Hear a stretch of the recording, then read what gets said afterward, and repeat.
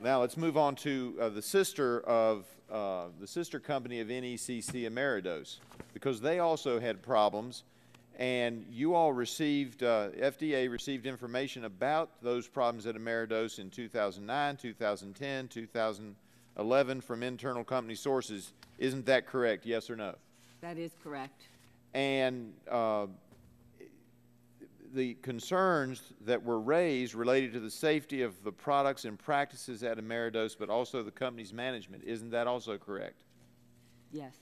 And isn't it correct that you all were alerted by the folks in Ohio that there was actually a question that they didn't have these prescriptions for individual patients, but in fact were manufacturers, and Ohio was asking you all to look into this and trying to decide whether they were going to issue a cease and desist letter? Isn't that also correct? You know, again, I apologize, but we are getting into the area of an ongoing investigation, and I'm asking you if it's a fact, whether you gave information to this committee, and I want it out there in the public so everybody out in the United States knows, you all received information. I'm not asking you whether it was true or not, but you received information from the state of Ohio that they felt like what they were looking at with Ameridose was a manufacturer, not a prescriber. Isn't that correct? Excuse me, not a compounder, because they didn't have specific prescriptions. You received that information, yes or no? You know, I actually cannot speak to that specific document. So you were unaware that this information had come to the attention of the FDA, that Ohio was very concerned about this?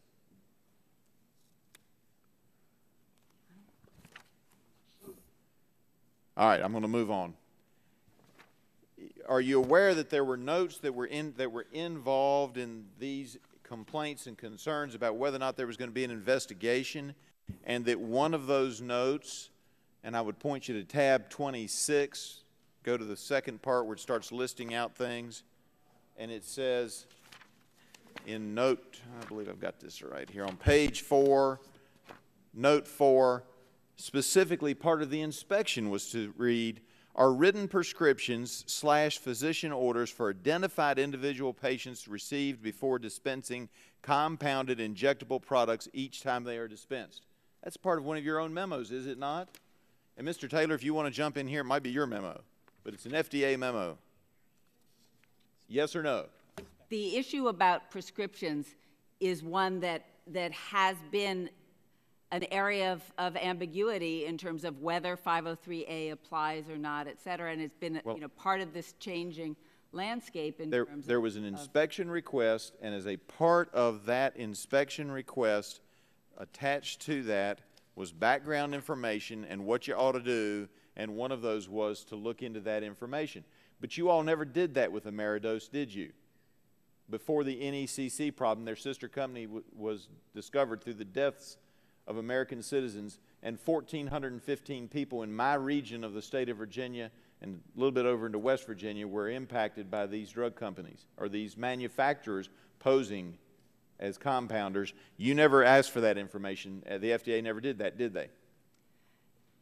As I said, there is an ongoing investigation by the FDA with respect to Ameridose, and we are... All right.